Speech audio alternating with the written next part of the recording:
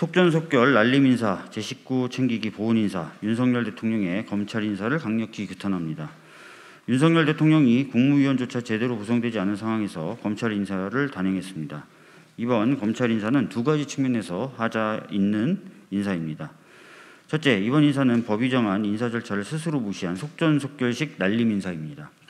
공석을 채우거나 시급하지도 않은 인사를 단행하면서 검찰청법 제34조와 제35조에서 규정된 검찰총장 의견 청취, 검찰인사위원회 심의 절차도 무시하고 검찰총장이 공석인 상태에서 장관 취임 하루 만에 단행했습니다.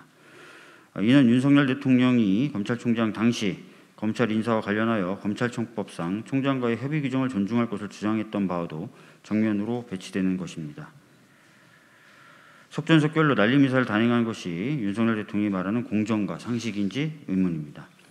또한 직제에도 맞지 않습니다. 법무부와 그 소속기관 직제 제18조는 법무연수원 연구위원 7명 중 4명을 고위공무원 또는 검사로 임명하도록 규정되어 있습니다.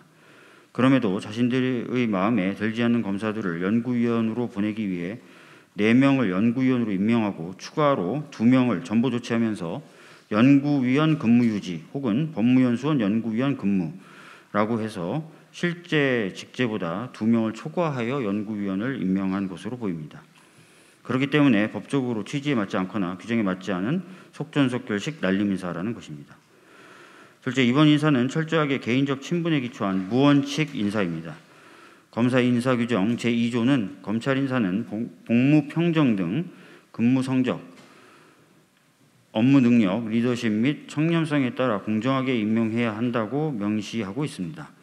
그러나 능력과 실력, 경력을 무시하고 법무부와 대검, 서울중앙지검 2, 3, 4차장 검사까지 모두 친윤석열, 친한동훈 패밀리, 호위무사들을 전면에 배치한 것으로 보입니다. 과거 중앙지검 3차장으로 조국 전 장관에 대한 먼지털기식 수사를 총지휘한 송경호 검사장을 초임 검사장급임에도 불구하고 사실상 고검장급인 서울중앙지검장에 임명한 것은 명백히 사적 보훈 인사로 보입니다. 반면 검찰 내부의 성비위, 검사 범죄에 대해 지속적으로 문제제기하며 검찰 내부의 병폐를 비판한 임은정, 서지현 검사에 대해서는 노골적으로 자천시켰습니다. 한마디로 우리가 남이 가시게 자기 식구 챙기기 인사입니다. 윤석열 대통령은 공정과 상식을 내세우며 대통령에 당선되었습니다. 그런데 본인이 가장 잘할 수 있는 분야조차도 공정과 상식이 전혀 보이지 않고 있습니다. 윤석열 대통령은 역대 최소의 격차로 당선된 대통령이고 역대 어느 대통령보다 낮은 지지율로 국정을 시작한 대통령입니다. 민심이 두렵지 않습니까? 부적격한 한동훈 장관 임명, 하자가 눈에 보이는 편향적이며 법에서 정한 절차조차 지키지 않은 검찰 인사. 이것이 윤석열 대통령의 공정과 상식인지 되묻고 싶습니다. 더불어민주당 법사위원은 이에 이번 검찰 인사를 처리할 것을 강력히 촉구합니다. 이상입니다.